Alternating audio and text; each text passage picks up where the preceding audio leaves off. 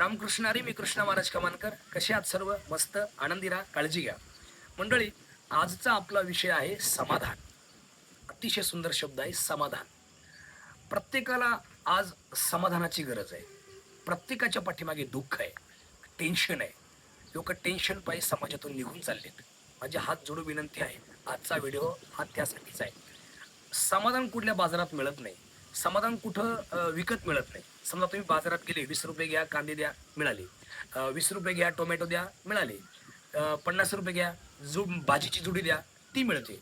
पण असं कुठं झालं का, मावशी हे ₹500 घ्या आणि आम्हाला समाधान द्या. आणि परिणाम त्या मावशीनं ₹500 घेतले तुमच्याकडून आणि समाधान तुमच्या पिशवीत टाकलं आणि तुम्ही ते समाधान घेऊन घरी आले. असं कुठं झालं का? नाही.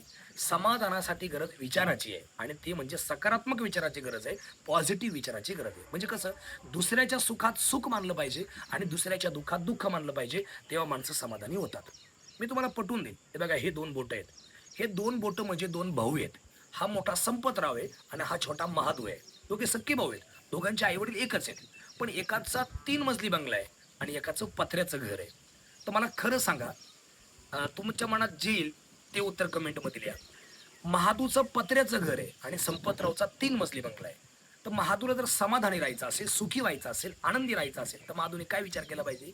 महादूने हा विचार केला पाहिजे, की संपतराव आणि मी सख्खा भाऊ आहे. हो, संपतरावचे आई-वडील आणि माझे आई-वडील एकच आहे.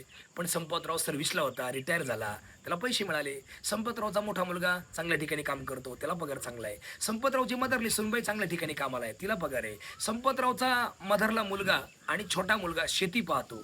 त्यांचं यावर्षी कांद्यानी बरं केलं, टोमॅटोनी बरं केलं, ऊसानी बरं केलं. असं चौकून त्यांचं जुळून आलं आणि म्हणून संपतरावचा 3 मजली बंगला झाला. पण अजून काही माझी वेळ आलेली नाहीये. पण माझी वेळ नक्की येणार आहे. आणि ज्या दिवशी माझी वेळ येईल, त्या दिवशी माझा सुद्धा संपतराव एवढाच बंगला होईल, असा विचार जर महादूनी केला, तर महादू कधीच दुःखी होणार नाही. तो कायम समाधान राहील. पण महादूनी जर का विचार केला, पण महादू जर का असं म्हटला, "संपत का?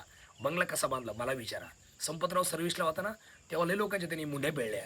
लय लोकांच्या त्यांनी मुंड्या पिळून त्यांनी पैसे कमवले. टेबलाखालून पैसे घेतले, तेव्हा बंगला बांधला.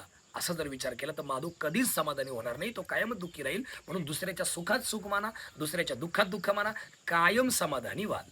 कारण तुकाराम महाराजांचं प्रमाण आहे, मन करारे प्रसन्न, सर्व सिद्धीचे कारण. धन्यवाद.